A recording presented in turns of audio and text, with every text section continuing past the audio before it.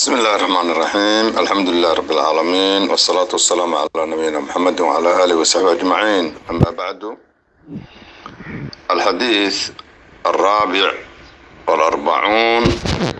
عن عبد الله بن عمرو بن العاص رضي الله عنهما عن رسول الله صلى الله عليه وسلم قال: لا يحل لرجل أن يفرق بين اثنين إلا بإذنهما. رواه أبو داود والترمذي والحديث صحيح. إخوة الإسلام والإيمان، تاريخ الإسلام كمان تهي صدق بشي رجب، صدق بشي تضباط رجب سنة يكون أفر بقول صدني سغال إسلام كان وافقصا لحية طبنك بشي أفراد سنة كالوضع كون يسدي طبنك عنو كجري موضوع أني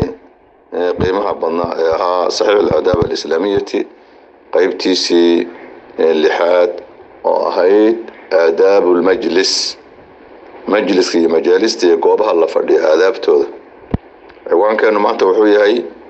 باب كراهية الجلوس بين الرجلين أما بين اثنين إلا بإذنهما. كراهة هذا أما حرام نما تكسو عرورتي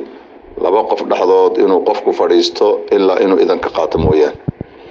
صادرت النبي عليه الصلاة والسلام وحكى صحيح حديث عمرو بن شعيب عن أبيه عن جده عبد الله بن عمرو بن العاص عن رسول الله صلى الله عليه وسلم نبي إنه يري لا يحل حلال ما بنانا لرجل دمركين والله مدوي أن يفرق إنه كالجي بين اثنين لبقف لحظات إلا بإذنهما إنه إلا بإذنهما إذن كذا مويان إنه إدمان مويان. إخوتي في الله، من سوء الأدب حاكمذا آدابت أنا في عناين الصحة هين إنه قفك مجالس لفردين تو يمادو أما مساجد هات أما قوابك لهات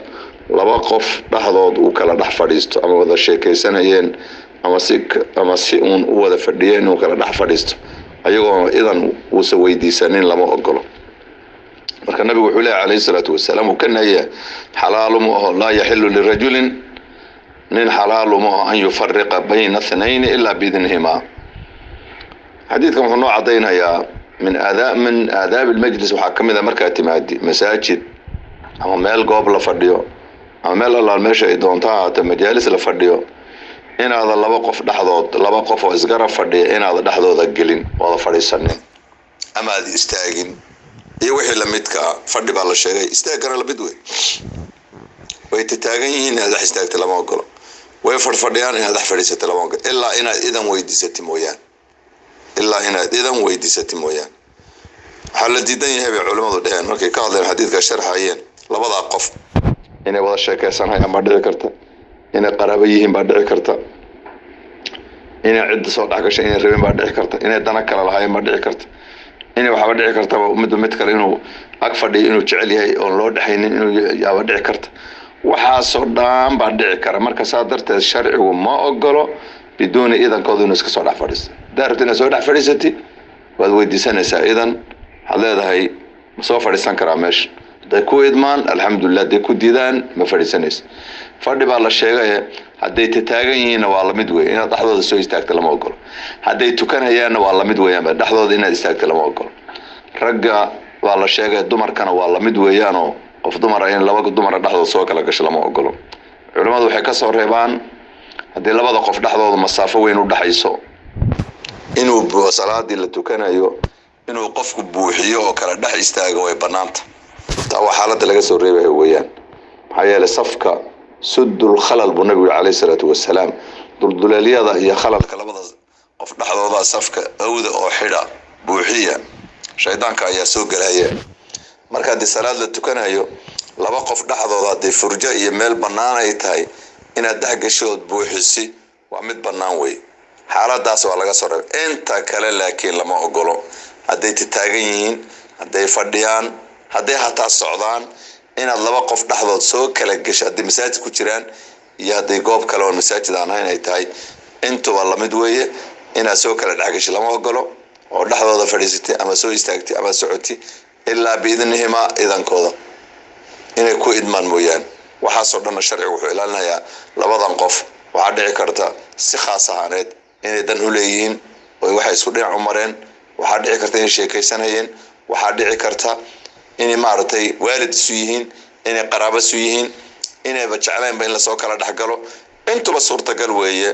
adoo waxyaabahaas oo dhan ilaalinaya idan weydiisa iska fadhiisanin la yaxillu halaalu ma huwa lirajulin qofkii dumarkaana la mid weeyaan an yufarriqa inuu kala geeyo bayna ithnayni laba qof dhaxdood inuu marka kala geeyo oo kala dhaxgalo ma banaana illa biidnihima idankooda mooye xadiidka Abu Daawud Tirmidhi baa soo saaray ikhwati fillahi sharcadeenu lug kasta oo la qaado waxa weeyaan qaabka aanu samayn lahayn iyo meesha ugu fiican bay ku sheegaysaa in hada alqur'ana yahdi lillati hiya aqwam ilahi subhanahu wa ta'ala qur'aanku wuxuu ku hanuuninayaa wax kasta oo aakhiri adduun bini aadamka maslaxa ugu jirto wayga ugu fiican in loo sameeyo ayuu ku sheegaya qur'aanka iyo wayga ugu fiican in la maro in hada alqur'ana yahdi lillati hiya aqwam ugu toosnaan badan ayuu ku tawjiihinayaa idan laba qof dhaxdood in la fariisto ama la istaago ama salaad lagu tukado lama ogolo illa biidnihima xaaladda laga soo reebayna waa xaaladda waxa weeyaan ma niri salaada hadii la tukanayo labada qof dhaxdooda ay khalal ee banaan tahay in la buuxiyo way banaan tahay ama inta kale lama ogolo waa inaad idan weydiisati de ku idmaan fariiso ama istaag ama ku dhaxdooda ku tuko haday ku diidaana banaanka kamar baa la rabaa إلهي سبحانه وتعالى وحديثنا أسماء الحسنى وصفات العلى إنه نقدر كوا أدابة إسلامك يا أخلاق الإلهية المربع حديثك كعلنا يا الحديث الرابع والأربعون عن عبد الله بن عمرو بن العاص رضي الله عنهما عن رسول الله صلى الله عليه وسلم قال لا يحل للرجل أن يفرق بين اثنين إلا بإذنهما